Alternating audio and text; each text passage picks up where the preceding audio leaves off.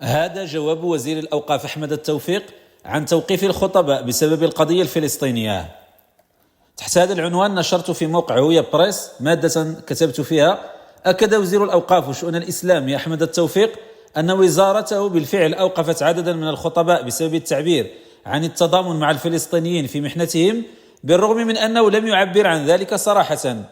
فجوابا عن السؤال الكتابي لفريق العدالة والتنمية الذي تقدم به البرلماني عبد الصمد حيكر رقم 13936 بتاريخ 12 دجنبر 2023 حول إعفاء الخطباء بسبب التعبير عن التضامن مع الفلسطينيين في محنتهم، ذكر وزير الأوقاف أن مسطرة تكليف القيمين الدينيين وإنهاء مهامهم ينظمها الظهير الشريف رقم 1/14/104 الصادر في 20 رجب 1435 الموافق 20 ماي 2014 في شأن تنظيم مهام القيمين الدينيين، الذي يحدد بدقة التزاماتهم وحقوقهم والقواعد المطبقة على وضعياتهم، ويضع آلية للنظر في شكاياتهم وتظلماتهم.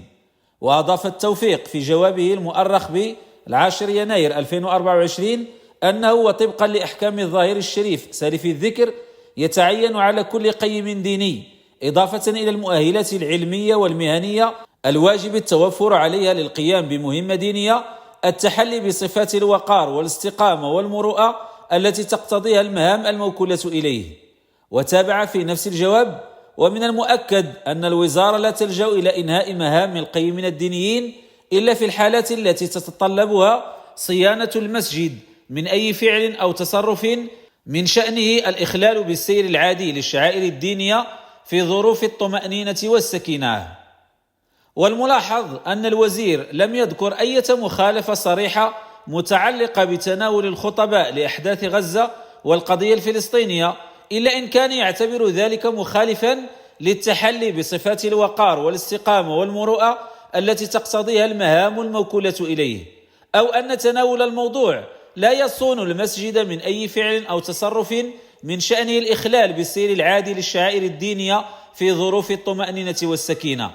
وكان عبد الصمد حيكر عضو المجموعة النيابية للعدالة والتنمية ذكر في سؤاله أن الأوساط الإعلامية ومواقع التواصل الاجتماعي تتداول أخبارا مفادها إعفاء عدد من القيمين الدينيين من مهامهم بسبب ما قد يعبرون عنه من استنكار للجرائم الصهيونية في حق الشعب الفلسطيني الأعزل وفي حق المآثر المقدسة، وهي الجرائم التي أدانها عموم الشعوب عبر العالم، بل وما فتي أمير المؤمنين ورئيس لجنة القدس يدينها بدوره ويوجه وزيره في الخارجية للتعبير عن ذلك في عدد من المحافل الدولية.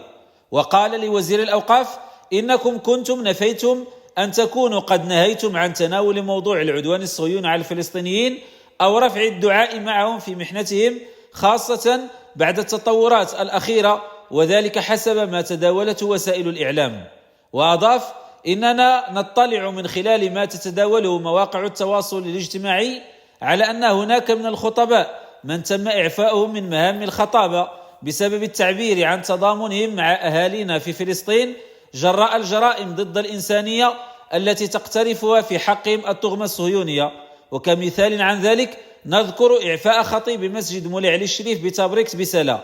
وطالب البرلماني حيكر بوزير الأوقاف بالكشف عن أسباب إعفاء خطيب مسجد مولى علي الشريف والكشف عن التدابير التي اتخذها من أجل وقف معاقبة القيمين الدينيين بمختلف فئاتهم بسبب التعبير عن تضامن مع إخوانهم في فلسطين وإدانة الجرائم الصهيونية. قناة إبراهيم أبو جابر، رحلة TV.